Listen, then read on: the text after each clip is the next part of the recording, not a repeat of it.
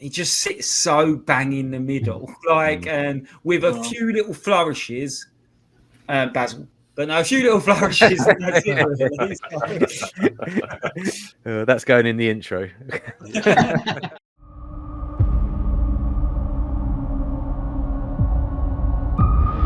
Jedi are being hunted. I sense this is only a small part of a larger plan. What are you?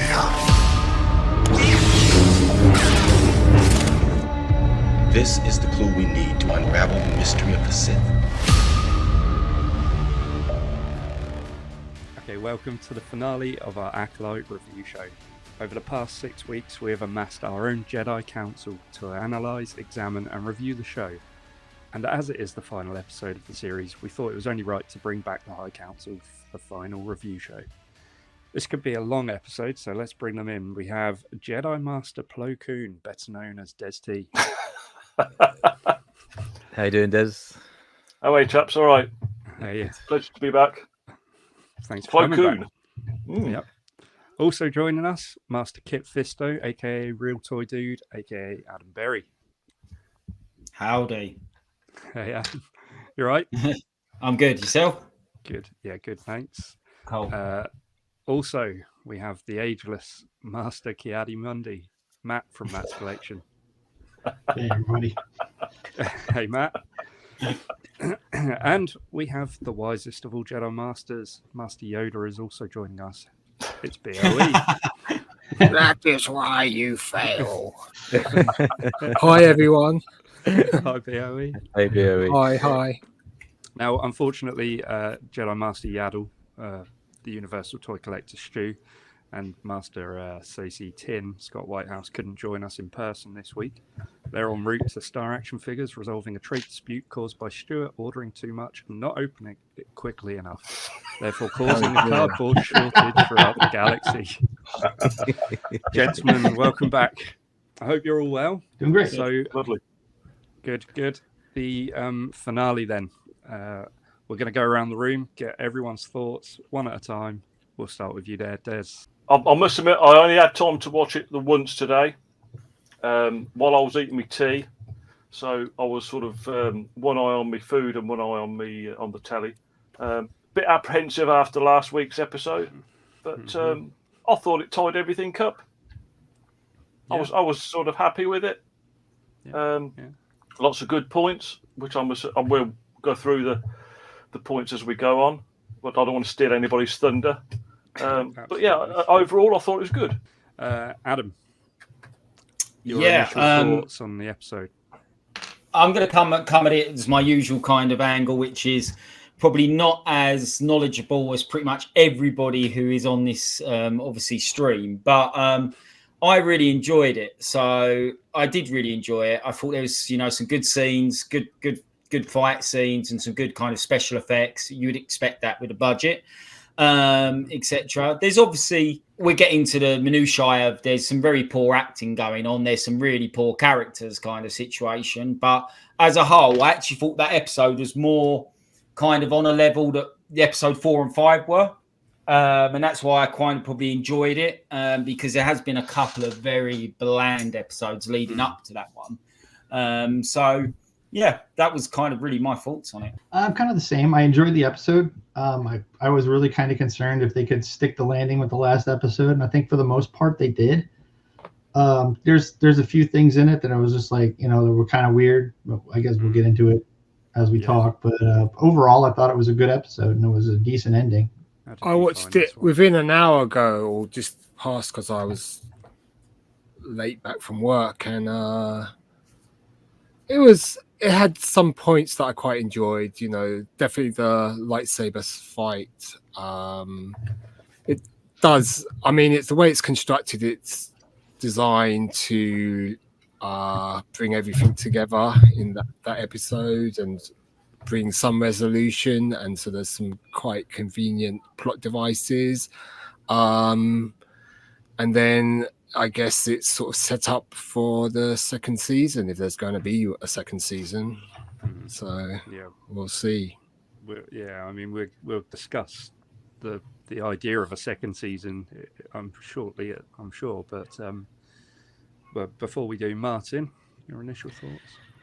Yeah, I enjoyed this episode, as everyone said, more than the previous episode. Anyway, it did have its major problems in my eyes, but it also had some really, really good moments. And I know we'll get into it a bit more, but I just want to say this first. I really feel like if this had been episode 4 of an 8-part series, we'd be really excited now for the second half of the season.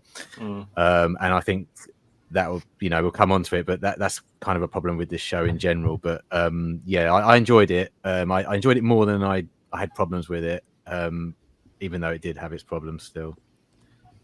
Yeah. What about you, Adam? No, I think I echo those sentiments. So it was okay. I probably don't think I enjoyed it quite as much as the rest of you. I'm not really sure why.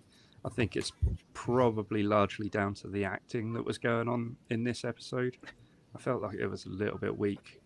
We all know who you're talking about.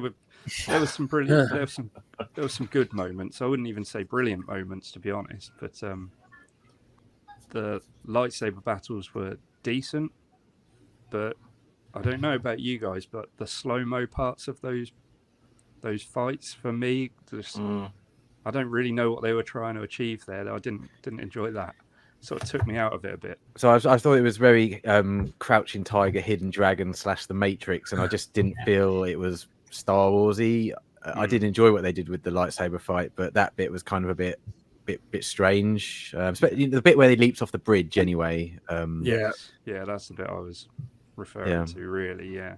Des, have you got any particular moments that were of interest to you? Anything you particularly? Well, I'll take. I think the biggest one, certainly for me, was the Plagueis. I'm assuming it's Plagueis creeping out of the shadows. Yeah. I mean, I dropped my fork and my dinner, open mouth, and it was like, wow, yes. And you want to see more, but is that just enough? Just a real teaser, Well, that's it. But I thought that I did enjoy that. The 1.5 lightsabers. Yeah, I thought that was a nice sort of touch, and I thought that fight scene was good, as you said previously. I did enjoy that. Like Martyn said, the Matrix-y sort of thing is a bit. We've done that. That's not Star Wars. Does it need to have it? No. For me, not really. I'd agree. But Yeah, interesting. I'm going to go against the grain here. I quite enjoyed the slow-mo bits, weirdly.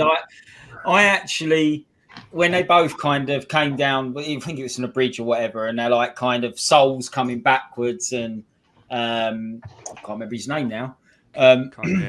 Yeah, that's it. He's coming forward. I felt that was really, really cool. I really quite enjoyed it. And I loved the whole kind of when he threw the 1.5 lightsabers and that was coming back around, and and he was coming to. I thought that was really well done. That was really good. Yeah, that was when you said you dropped your fork and all that. That was a bit where I kind of was just like, okay, that's what I've been waiting for. That was kind of like if that was in a cinema, you'd be like, yes, that was a cool moment for me. Yeah. So yeah, I quite enjoyed that, but I don't know. Like I said, I do come at it probably from a slightly different angle. And that's not to say I know nothing about Star Wars, because I clearly do. But you guys are probably a bit more into the lure. You'll probably analyse little bits and pieces, whereas I probably won't. I'll be a bit like, don't bother me that bit, kind of thing, and I'll just kind of go in my head. So, but like I said, I thought it was a solid episode. There was some. I'm going to get onto the poor acting. Mog is the worst thing I've ever seen in a Star Wars episode ever. I think. I've been racking my brains because I've seen him in other things. I've seen that actor in other things, and I can't work out what it was. But it's just terrible. Honestly, did you watch the Misfits? It's not Misfits. What is it? With Stephen Merchant. Is that what it is? Outlaws. Yes, is he in that? He's in that. Yeah. Yeah, I did watch that. So that's what it was. But I just found him every time he came on the screen. I was just like, yeah, that was, and that is. like just someone who's just someone couldn't get someone less Jedi, in my opinion, than him. Like it's so yeah, that I didn't like. So unlike obviously, I'm not someone who runs the whole show into the ground, but there is definitely some very poor parts of it. Like, and I think that does need to be addressed, whether you're a uber Star Wars fan or just a Star Wars fan. You know what I mean? There's still going to be bits that you just can't really get your head around. So like, so yeah. I've had the floor for a bit, but that was kind of my that's all right. That's all right. Matt, was there anything in particular then for you that stood out? Something that you enjoyed or didn't particularly? Well, I mean, obviously, aside from the 2 cameos, I did really like the fight between Kamir and Sol. I thought, even the part where like he's falling backwards and it kind of did the Matrix bullet time kind of thing there, slow it down. I look at that as just like an aesthetic choice, and I was like, oh, that's kind of interesting. I could have done with it, I was fine with it, but would have been just fine without that as well. The fight overall, I think it was very well choreographed. They did a great job with it. There's a few things in here, just like motivations for stuff. Like, they go through the whole bit with Osha, and like she couldn't get past the hate for her sister was why she couldn't be a Jedi, or why she had to leave the Order. Then all of a sudden at the end, they're all just like hugs and everything else. It was just odd. Yeah. I just kind of tried that was kind of poorly written, or just poorly executed. Her turn to the dark side was pretty sudden, and then all of a sudden, she went from she couldn't feel the Force to like it's almost like a day later, and she's wielding it like a master.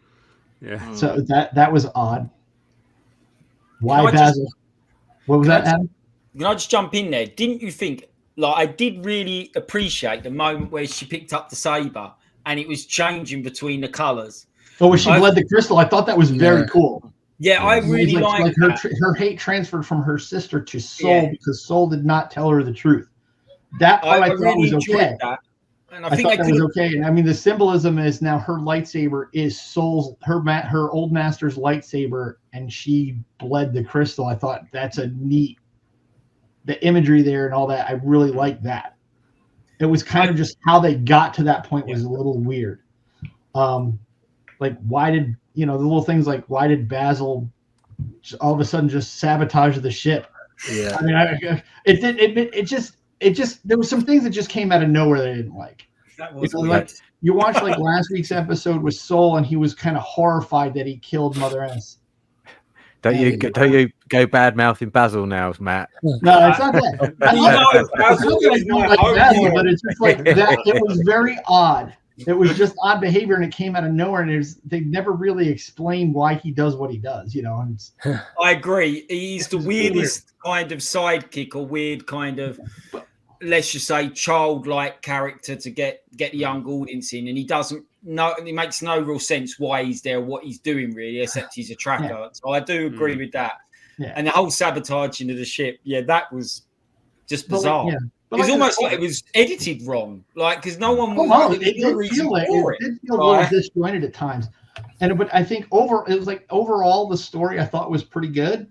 It was just in this episode, it was just kind of how they got to it was just weird. It was just kind of odd. There was like odd things like that, but I mean, it was the whole.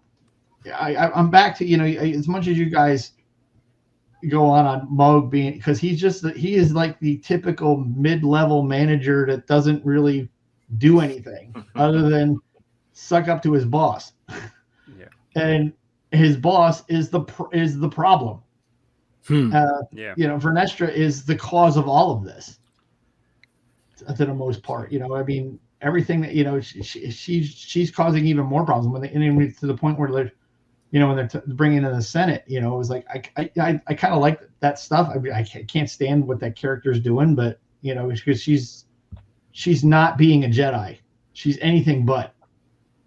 No. But I was like, I said overall, I like the episode. There's some, like I said, there's some wonky things in it, and I think, but that happens with every Star Wars project. So yeah, that was good. Absolutely.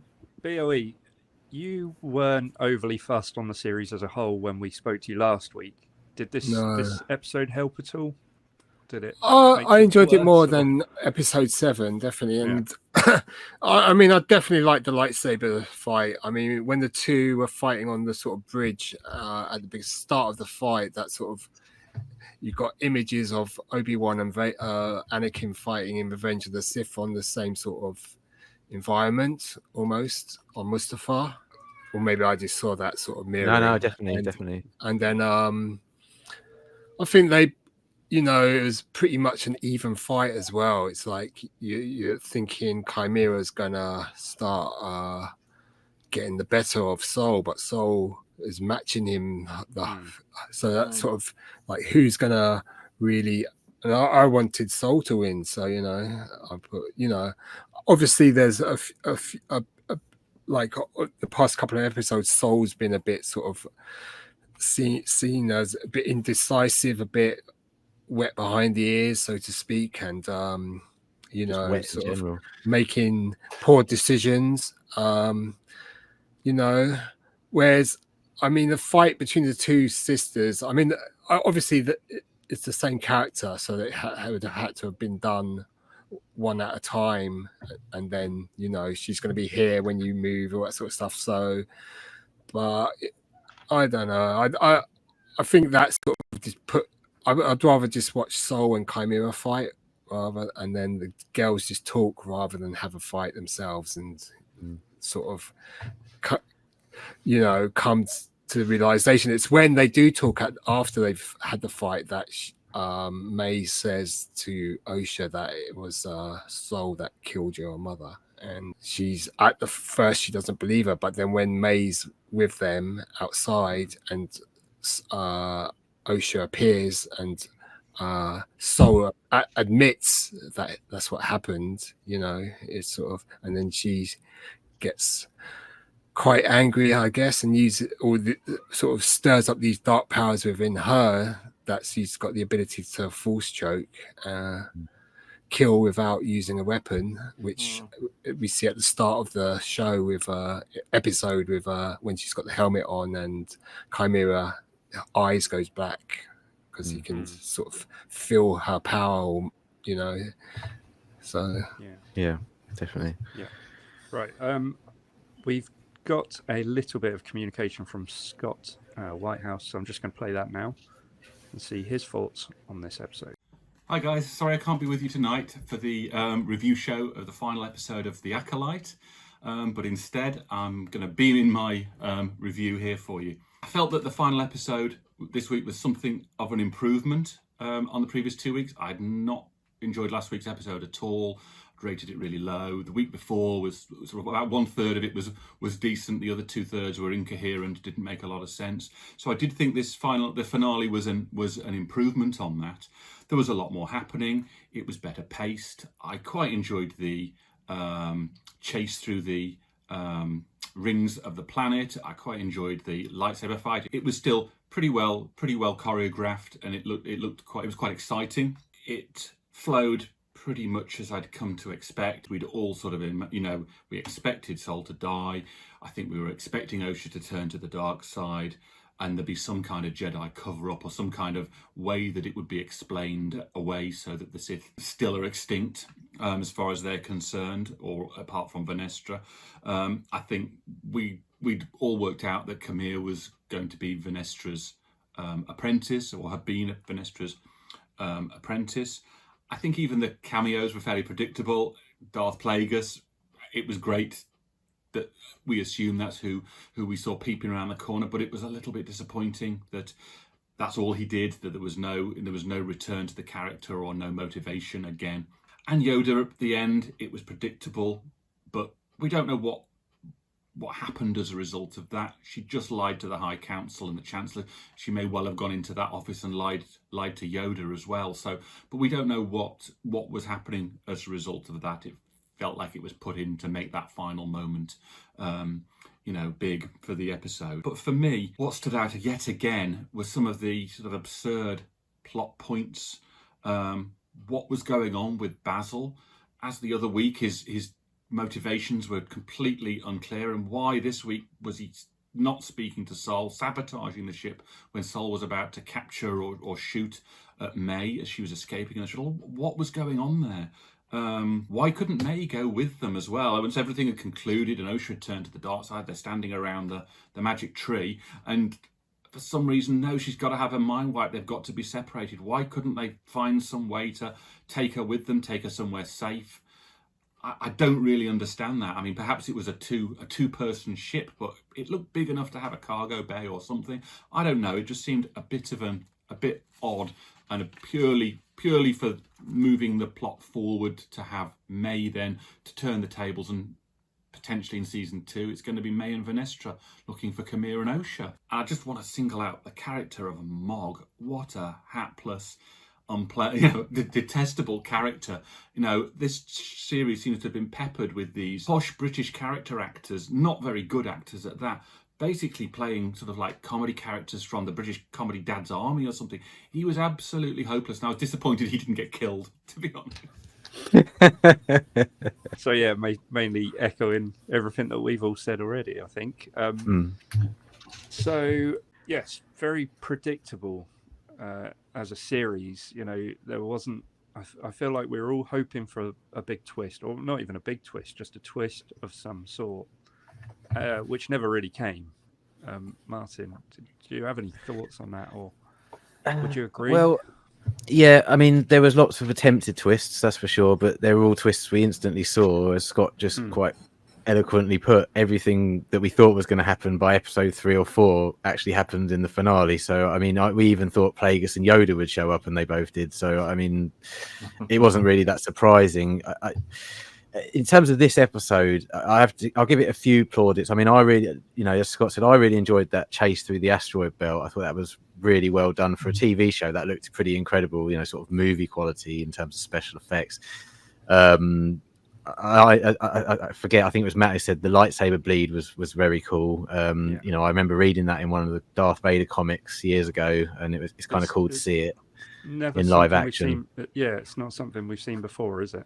Not even not in live action. No, I don't think so. It's been an animated, not that I'm aware of. There's a scene in Jedi Survivor, the video game, where one of the antagonists, he wakes up. He's a Jedi from the High Republic era too, and once he wakes up, he takes out the crystal out of his lightsaber, holds it in his hand, and it turns red. Oh right. And it's pretty impressive. So I was neat to see in live action. Yeah. So yeah, I did enjoy seeing that, and it kind of gives you a bit of an insight into how the Sith do things, which is, I've said it every week. This is why I tuned into this show, because I was told it was going to be a series about the Sith, and unfortunately, it hasn't been quite like that. A couple of annoying things I'm going to bring up is Osha should have killed May when they went under the tree. When she went to hold Kamir's hand or shake his hand, I thought he was going to give her the lightsaber, and I thought she was going to kill her sister, and I thought that would have been such a better idea, because it would have cemented her turn to the dark side by killing her sister. But letting her live and mind wiping her was an absolutely bonkers decision, because if they do make a second season, we're going to have to put up with the dual storylines again with the two sisters, and I'll be quite frank, that's been the worst part of this series, is having to follow those two sisters. It should have been just one of them perhaps taking out Jedi, and us, and the Jedi chasing her, and and then it's just one bad guy that we're after, not this convoluted Vergence in the Force storyline. But we'll get into that later, I guess. But I don't know. But I mean, I really liked this episode in parts, but it just suffered from bad writing, inconsistent characters, changes of minds from nowhere. People who were doing one thing one episode are now doing the other thing the next episode. Completely weak Jedi characters. I mean, Sol, we started off watching this show, didn't we? We loved him. He was our favorite character in it. By the end of the show, he's down with the bad characters in my eyes. He shows way too much emotion for a Jedi. He's crying constantly. He's got no stoicism as a Jedi Knight. I just feel like there's a real difference between the Jedi we've seen on screen in this series and the Jedi we saw in the prequels. and it's only 100-year difference. It's not 1,000 years. So, what's made the Jedi more stoic 100 years from now than they are in this show? It should be the other way around, if anything, if the Jedi are about to fall. So, yeah. I've been as positive as I possibly can, and I'm positive about this episode in a lot of ways. But I finished the episode, and when Yoda came up, I wasn't that excited. To be honest with you, Plagueis very excited, but Yoda, I was just like, don't tarnish. Do you think the Yoda one was added on at the end? I think it was planned all along. I did. Just to have people at the end go, "Oh, there's Yoda." And I'll tell you that she actually just walked into the executive restroom and he's like sitting on the toilet. It's to whet the appetite for episode 2, isn't it? I mean, season 2. Yeah.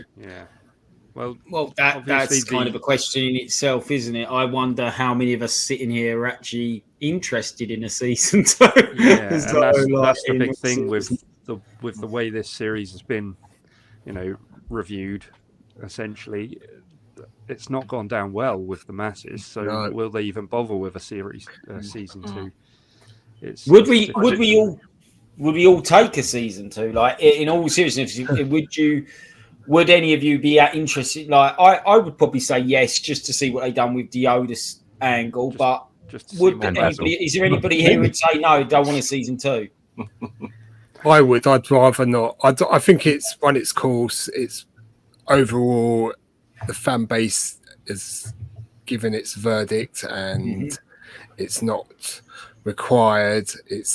This episode brings the current story to resolution, so you can let your imagination run wild and imagine. I think Disney needs to look at their content and how they're driving away so many fans. It's crazy what they're doing. I think if it was a Plagueis, could you sort of almost have an Acolyte season 2, but call it Plagueis, and go in that direction? Yeah, perhaps wind it forward 50 years for a young Palpatine to turn up. I would definitely be watching that. I kind of want to see if they're going to do a season 2. You got to see what happens to Kamir and Osha. I could care less what happens to May at this point. I mean, it was just. Like I kind of like your idea of just having him, we have to do something here, and then Osha just kills her. Well, May's now a blank canvas, really. She's the good guy. Started off with the assassin, and now she's the good guy. But really, because she did kill all those Jedi Masters, they're going to put her in prison. Vinestra's going to use her to try and find Chimera, isn't he? Yeah, and I would like to see what happens to Kamir and May. I mean, you got to think if they do another season to like wrap up the open plot threads that they have now, that at some point they both have to die because, Plagueis is going to have Sidious as a master, even though we're like, we're a good 50 years before that would happen, or even more. I mean, like I said, I never read the Plagueis novel. We talked about this before, so it was like, honestly, I thought it should have been Darth Tenebrous that I saw and pushed Plagueis up a little bit further. But I mean, again, it's like, the hierarchy of canon. The TV show is going to trump a book any day of the week. Yeah. Do you feel? I thought by the end of the show that Chimera was acting so little like any Sith we've seen in the past that perhaps he was abandoned by Venestra as a young boy, and he kind of picked up on the dark side himself and learned somehow about the Sith, but isn't actually a Sith Lord himself, but wants to find an acolyte because he understands the rules of the Sith. And Plagueis has discovered him and is keeping an eye on him in order to perhaps promote him to become his apprentice. So that's a possible avenue for a second season. I would. The problem is Disney won't think like that. No. And plus now he has an acolyte. So if he's if he's Plagueis' apprentice, now and he has an acolyte, it's going to be more like Plagueis would have to kill Osha, or kill him and take Osha as his apprentice. Yeah, that's kind of how it works. I mean, I did like the whole, how he got hurt. It wasn't like you can't force somebody to turn to the dark side. You've got to kind of seduce them to it, kind of thing. So the way he did that with her, and you see that in the one episode where they're together on that planet, and then a little bit more in this. It's really just kind of giving her nudges towards, to act on her base instincts, on using her hate. It starts off as a hate for May, for what she did for all those, she had that hate for her for all those years, to the point where she had to leave the Jedi Order because she couldn't become a Jedi. And then they turn it around, and then she turns it right on to Soul. So it was like, I thought that was interesting. The way couldn't it have been done better? Probably. I think it would flesh it out over a couple more episodes. It seemed kind of quick. Yeah. But there were some interesting angles there as far as the season 2 would go, if you're going to explore that some more. But they also kind of have to explore Venestra's like just colossal screw up here. Well, that was another thing about this episode. That was another thing about this episode. I thought it was we finally got some sort of scenes with the Senate and the senators and the Republic, and we were crying out for that in the first couple of episodes because we didn't really understand what Venestra was up to. And I actually kind of liked Venestra a bit more by the end of this episode, because I kind of understood where she was coming from and what she was up against and why she was doing things. And the whole of the beginning of the season, we had none of that. There's something which I might be the only one who picked up on it, and I was reading into it, but did anybody else sense the hand touching, sexual tension? Yeah. I was thinking, because he was talking about temptation and stuff like that, and I thought, are they working in a weird angle here about like them love interest? Love interest. Well, that sort of, we saw that a bit with the Last Jedi, didn't we? With Kylo Ren and I don't really remember that film. Ray. That when they were sort of reaching out to each other, they was you had Ray who's like looking for a family because she has never had one, and then and she's just perplexed by Ben because he killed his own father. But here's the thing about that, though. We've seen Sith Lords teach their apprentices, and I know it's probably mostly in the Clone Wars, but they don't treat their apprentices like that, like being all lovey-dovey. They get burnt with Force lightning if they don't do as they're told. And I'm sorry, but that is, again, have they not seen what Sith Lords do? Yeah, but I mean, look at how it's kind of, look how Sidious, he seduces Anakin to the dark side.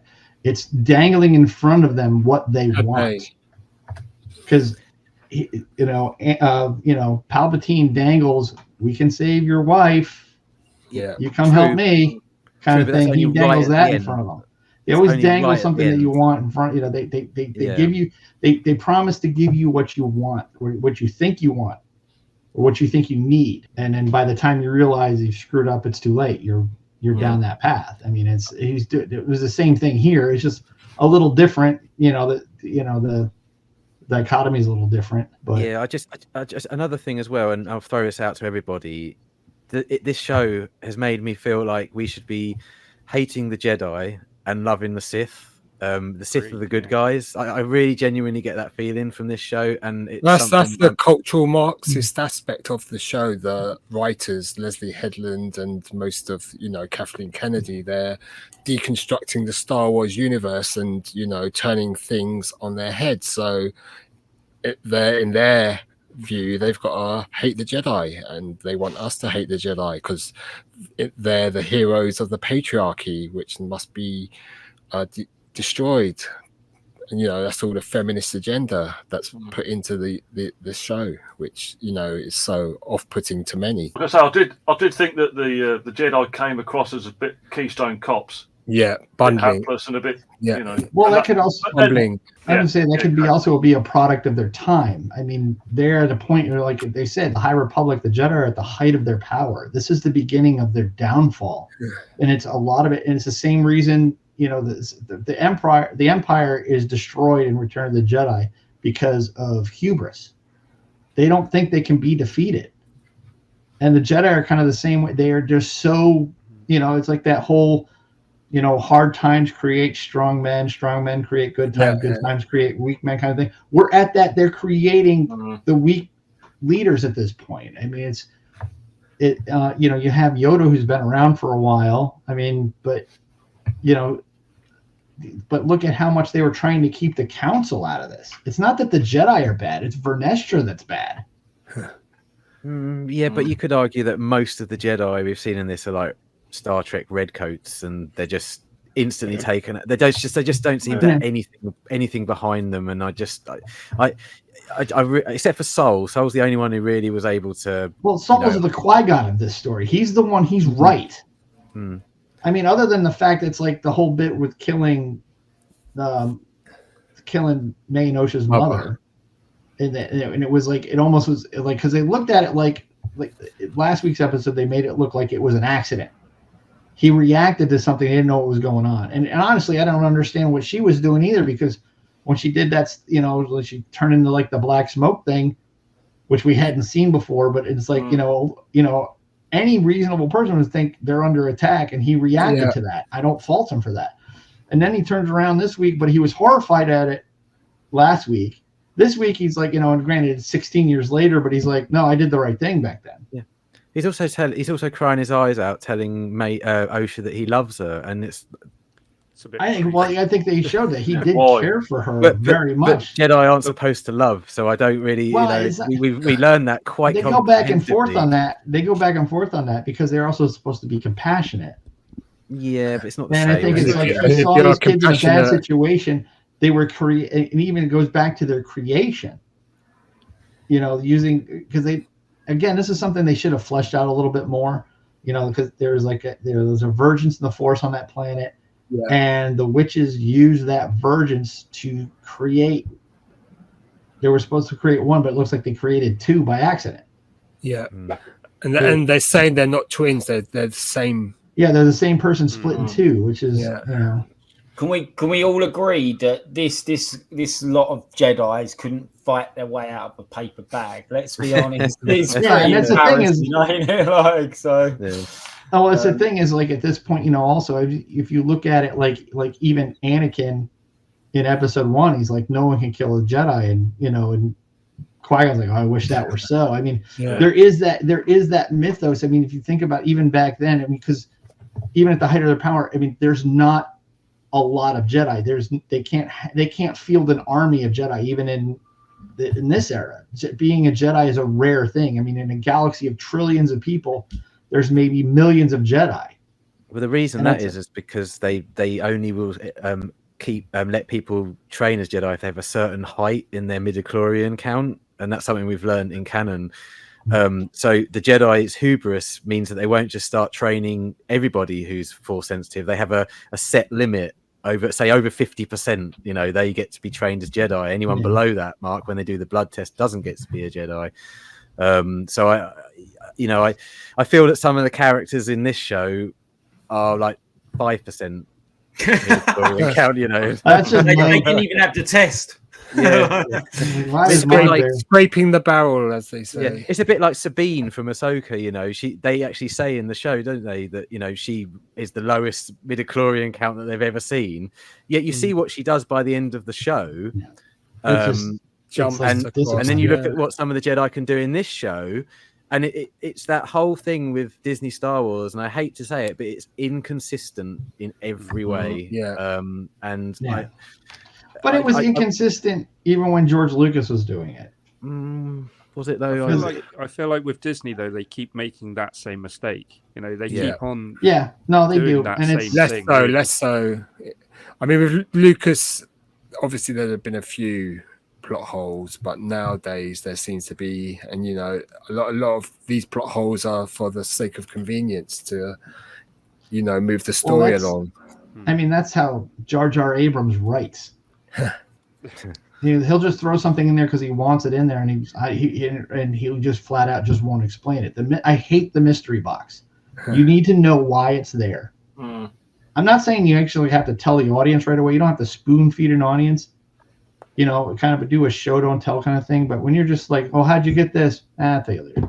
And I just leave it like that. It's like it's there's things about that I don't like, and you are seeing it in this show as well, and that's the stuff I don't like. It's kind of weak on the writing, where like you have characters that do, you know, like they just change things up they're on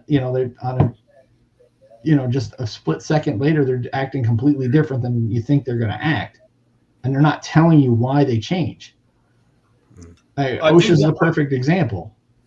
I do wonder if there's in a weird way, they're trying to flesh out or make the whole story so complex and convoluted that they almost have confused themselves as well. I do think there's a lot of that in it. And they're probably, like you say, Adam, they're trying to be too clever for their own good.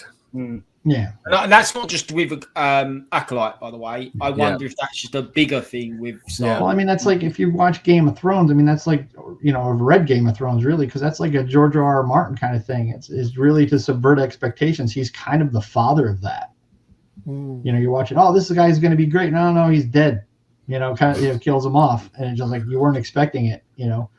It's happened a couple times, like in the New Jedi Order books. Like they were building up Han and Leia's third child, Anakin Solo, to be like this really great thing, and then like in one book, and then the next book he dies. Spoiler alert for anyone who's never read it.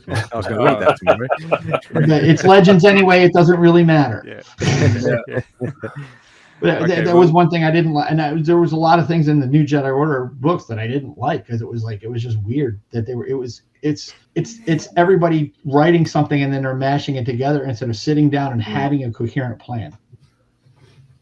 And I think like if you look at if we look at just kind of expand a little bit with like the Disney Plus series as a whole, you have Jon Favreau and Dave Filoni sitting down with The Mandalorian and the spin-off shows from that.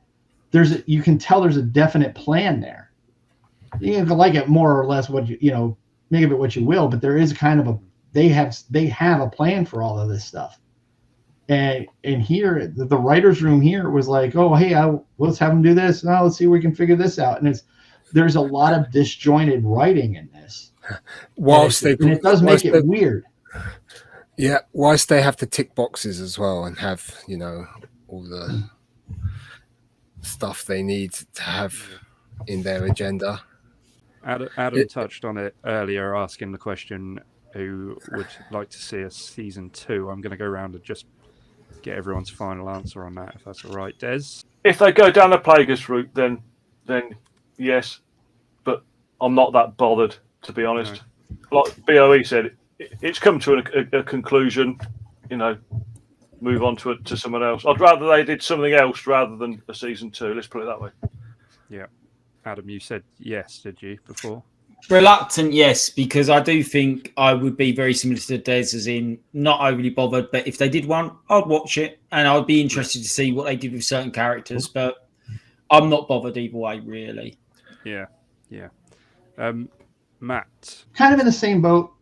If they were to make one, I'd watch it. If they don't make one, I'm kind of okay with it. Honestly, if they were giving me a choice between an Acolyte season 2 or a Book of Boba Fett season 2, I'd take Book of Boba Fett. I think there's more potential there. Agree. Okay. Yeah. BOE, you're the same? No, never. Please, no. Spare us from this hell. Yeah. No, but if they did, I'd like probably still watch it. I'd probably watch it out of curiosity still, but I'd rather they don't make it. Do we feel like the teaser of Plagueis and Yoda is enough to make us want that season 2? And could season 2 essentially be all about the Sith and what we were kind of expecting from this series? If they were to follow Plagueis and a Sith in a season 2, I'd be more hyped for it, and then just have like a little bit of just showing Vanessa trying to cover up her mistakes and then just finally getting caught. Well, first of all, they wouldn't do that because Plagueis is a fully animated character and it would cost too much money. Secondly, Disney would never do that because it wouldn't fit their way of doing things. I don't think. I think that they still want to tear the Jedi Order down somehow. In my eyes, but saying that, I would be intrigued by a second season purely because this last episode left a few threads open that I wouldn't mind pursuing, like I actually like the political stuff. I enjoy watching the Jedi trying to take on the political side of the Senate and stuff. That's something I always liked from the prequels that a lot of people didn't like. But it does worry me a lot, and I think BOE kind of touched on this earlier, that if we put Plagueis and Yoda in this show, are they going to ruin one beloved character and one character that we've known in Legends that I personally have read the book and absolutely love? Yeah, very popular, and I love him in the book.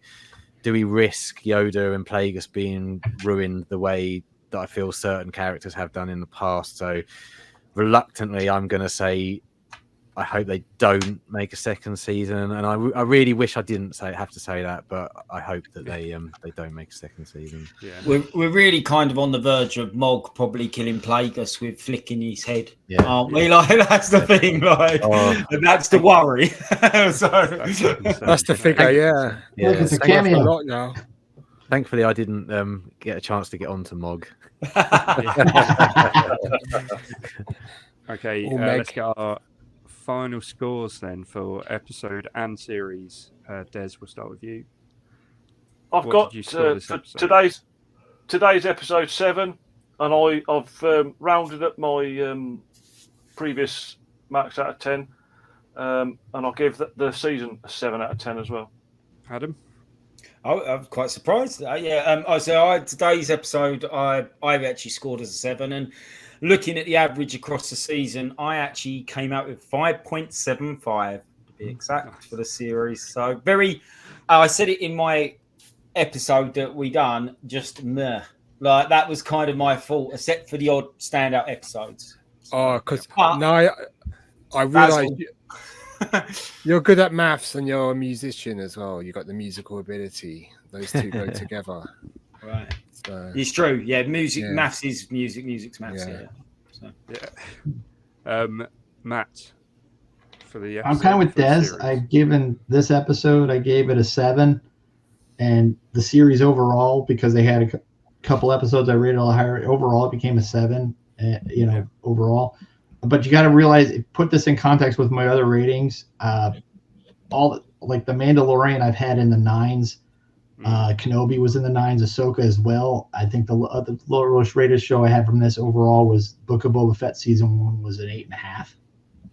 Wow. So I mean, it's just one of those. It's like, as far as the Acolyte, it's like I didn't hate it, but I didn't love it.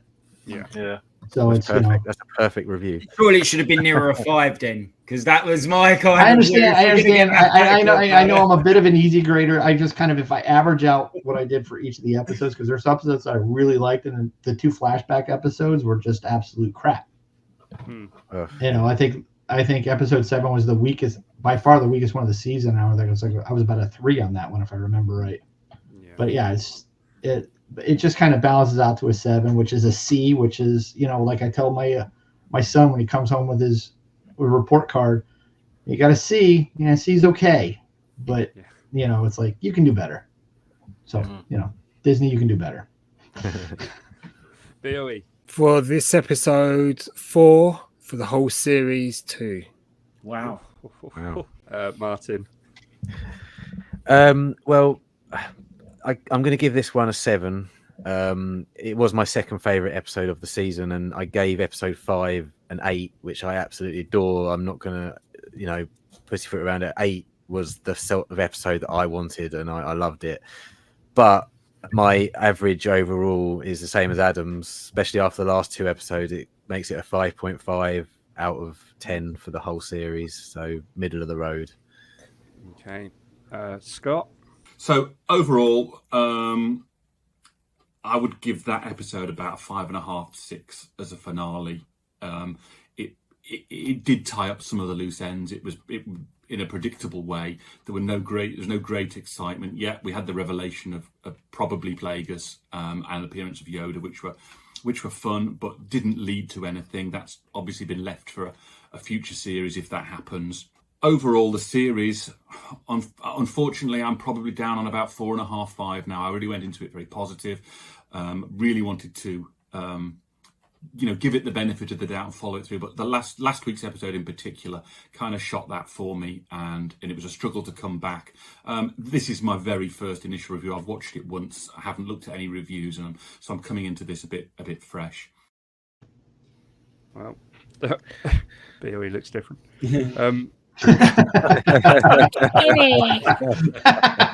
Adam. So for me, then, this episode for me, I didn't love it. I think I'm going to go around the 5 mark for this one. And I think that's probably where I fall on the series as a whole, is around about 5. It's really middle of the road. You know, I've always said it from the off. It's been disjointed, interesting acting, interesting character choices. And they never really knew which way they wanted to go with it, it seemed. So for me, 5. No Jawas either. No Jawas, no astromechs. Not a single astromech in the entire show. What? I mean, seriously. So, do you want to know what the averages of all our scores was? Oh, go on in, Adam. 5.32. Oh, the series. Yeah. The series. So that just, to me, says a lot. And I've kind of said this quite often when someone's asked me what I thought of this series. I've kind of just said I haven't loved it. I haven't massively hated it. It just sits so bang in the middle, with a few little flourishes, Basil. But no, a few little flourishes. That's it. That's going in the intro. I did get a T-shirt printed for the man. Yeah. Basil is my man. He's a rodent, ain't he? I guess. Awesome. Do you think we'll see much more merch? Do you think we'll see much more merch from it? I think we might get Basil just to pull the kids in. I don't think I'm going to get my Jackie Lowe figure. I don't think we get many. I don't think we get many. We haven't spoken about really, so no, might have to go with that on another episode. What we might pick up in terms of put that on the extras on the DVD. Yeah. Good stuff. Well, that's it. We finished the Acolyte season 1. Will there be a second season? Who knows? Let us know in the comments what you thought of this, and if you want a season 2.